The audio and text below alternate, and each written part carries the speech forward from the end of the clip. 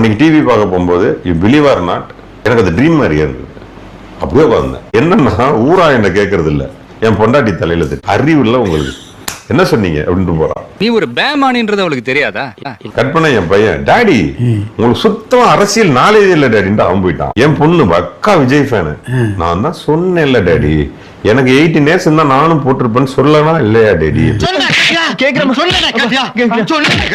அப்படியே உட்கார்ந்துருந்தேன். சப்பா இவைகளே இந்த ஏறி ஏறுறாங்களா, இந்த மொத்த தமிழ்நாடு என்ன ஏறி ஏறுமோ வச்சு செய்ய உடம்புல அப்படி ஒரு அடிடாது. உலக வரலாற்றில் இவ்வளவு தோல்விகளை சந்தித்த ஒரு அரசியல் இயக்கம் இருக்காது, இனி எதுவும் இருக்க போறதும் இல்லை, இருந்ததும் இல்லை. குறிப்பாக என் பிள்ளைகள், குறிப்பாக நாம் தமிழர் கட்சி பிள்ளை பூனை அல்ல, இது பகையை வீழ்த்த வந்த புலி. நம்ம வளரக்கூடாதுன்னு நினைக்கிறாங்க.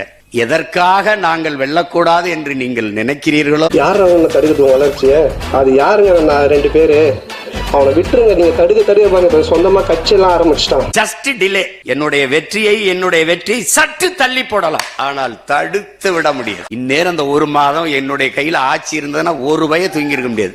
என்னென்னவோ நடக்குது என் நாட்டுல இருப்பான். புடுங்கிருப்பாரு, அப்படியே ஒரே புடுங்க புடுங்கி இங்க நட்டுருப்பாரு. வாய் என்ன வாய வச்சுக்கிட்டு இது பேசுது. எல்லாரும் நல்ல கசங்காத வேட்டி சட்டை மட்டும் வெக்கம் இல்லாம கட்டிக்கிறீங்க. வெக்கம் இப்பதான் திமுக காரனுக்கு அறிவு வருது. 10 MP வச்சிருக்கான், 10 நாடாளுமன்றம் திமுக ஓட்ட பிச்சையில வச்சிருக்கான்.